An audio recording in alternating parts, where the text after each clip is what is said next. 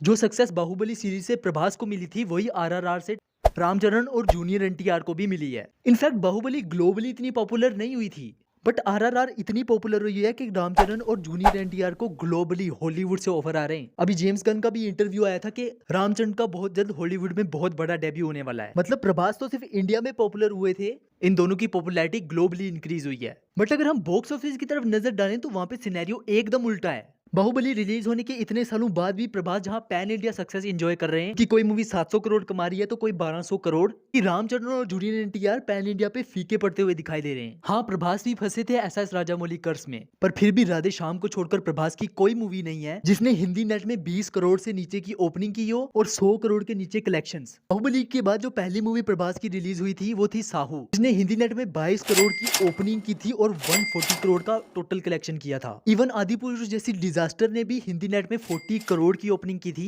और टोटल हिंदी में life time 130 crore के अराउंड कलेक्शंस किए थे। सलार ने डंकी के साथ क्लैश के बाद भी 20 करोड़ की ओपनिंग की थी। कल्कि ने हिंदी नेट में 22 करोड़ की ओपनिंग की थी और टोटल हिंदी में 300 करोड़ के कलेक्शंस किए थे। और वर्ल्ड वाइड में भी जहां सलार ने 617 करोड़ से 700 करोड़ के कलेक्शन किए थे, वहीं कल्कि ने 1000 से 1200 करोड़।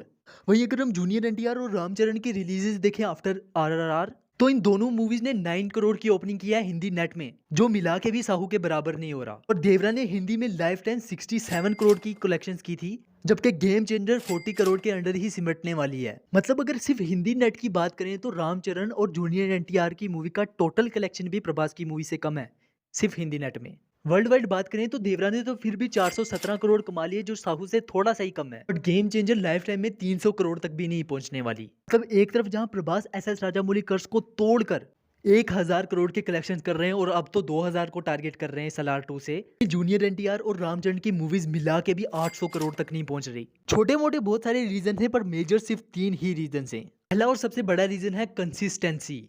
कंसिस्टेंसी वो रीजन है जिसने प्रभास को सभी पैन इंडिया स्टार से, चाहे वो अल्लू अर्जुन हो या फिर एनटीआर हो या फिर रामचरण हो, सबसे आगे रखा हुआ है। बाहुबली 2 से प्रभास को जो पैन इंडिया स्टारडम मिला था, उसके दूसरे ही साल 2019 में प्रभास साहू लेके आ गए। लॉकडाउन की वजह से 2020 को काटते तो 2021 में उनकी मूवी आई राधे श्याम, 2022 में उन्होंने की आदि पुरुष, 2023 में सलार और 24 में कल्कि।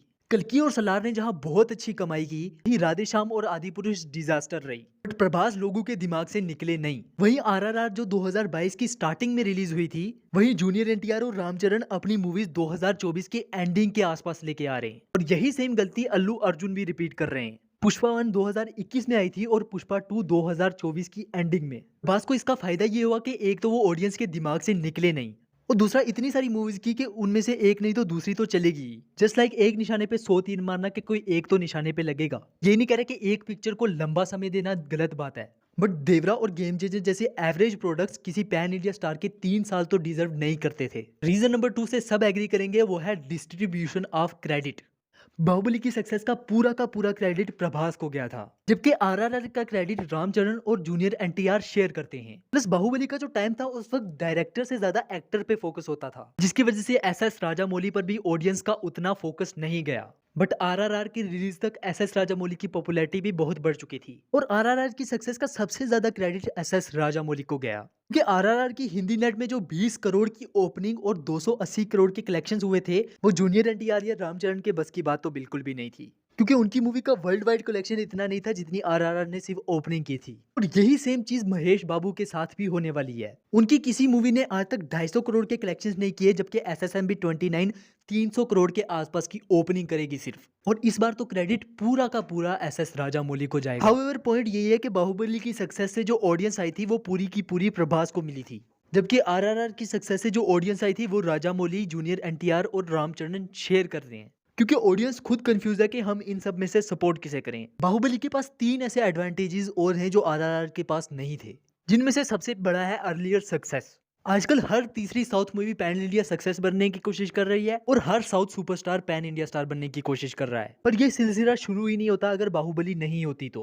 पुष्पा से लेके केजीएफ तक जितनी भी पैन इंडिया सुपर हिट्स हैं, उन सबको बाहुबली ने ही उम्मीद दी थी। नो डाउट ये मूवी खुद भी बहुत बड़ी पैन इंडिया सक्सेस है, और इन्होंने बहुत सारे पैन इंडिया स्टार्स दिए भी हैं, जैसे यश और अल्लू अर्जुन। पर आजकल इतने सारी पैन इंडिया सुपरस्टार और पैन इंडिया मूवीज आ रही है ना, कि ऑडियंस खुद कंफ्यूज हो गई है कि सपोर्ट करें किसको। बट प्रभास अपने टाइम के इकलौते पैन इंडिया सुपरस्टार हैं, the OG pan India superstar. 2017 से लेके 2021 तक इनके आसपास भी कोई नहीं था, और सच कहूँ तो आज भी कोई नहीं है। और ऊपर से बाहुबली 2 पार्ट्स में आई हुई मूवी थी, और 2 पार्ट्स में आई हुई मूवीज ना सिर्फ सिंगल मूवी से बड़ी सक्सेस होती हैं, बल्कि एक्टर के स्टारडम में भी एक्स्ट्रा बूस्ट देती हैं। और यहीं पे एनटीआर और रामचरण मार खा जाते हैं क्योंकि आरआरआर एक ही पार्ट में आई है। हाँ, इसके सेकंड पार्ट की भी बात चल रही है, और अगर वो आ गया तो जूनियर एनटीआर और रामचरण प्रभास के लेवल तक पहुंच जाएंगे। और बाहुबली का तीसरा एडवांटेज था इसकी सबसे बड़ी पैन इंडिया सक्सेस होना। देखो, बाहुबली एनी डे पुष्पा और आरआरआर से बड़ी सक्सेस है, एटलीस्ट इंडिया में। अगर हम इन्फ्लेशन और टिकट प्राइस वाले फैक्टर को कंसीडर करें ना, तो पुष्पा, आरआरआर और केजीएफ बाहुबली के आसपास भी नहीं आती। क्योंकि जहां आरआरआर ने 4.5 करोड़ टिकट्स बेची थी, केजीएफ चैप्टर 2 ने 5 करोड़ और पुष्पा ने 6 करोड़, वहीं बाहुबली ने पूरे 10 करोड़ टिकट्स बेची थी। और अगर इन सब में हम इन्फ्लेशन को भी जोड़ देना, तो बाहुबली का कलेक्शन आज के टाइम पे 4 से 5 हजार करोड़ होना चाहिए था। इसलिए बाहुबली आज भी पैन इंडिया की सबसे बड़ी सक्सेस है, और प्रभास पैन इंडिया के सबसे बड़े सुपरस्टार और फ्यूचर में भी रहने वाले हैं। क्योंकि प्रभास के पास इंडिया की सबसे बड़ी मूवीज की लाइनअप है। सलार 2, कल्कि 2, कल्कि 3, फौजी, राजा साहब और स्पिरिट। प्लस प्रभास बाकी स्टार से ज्यादा कंसिस्टेंट भी हैं। रामचरण और जूनियर एनटीआर की बस की तो बात ही नहीं है। इवन अल्लू अर्जुन और यश के लिए भी मुश्किल है प्रभास के स्टारडम को मैच कर पाना। If you found this video entertaining, please hit the like and subscribe button below, because that's a wrap up.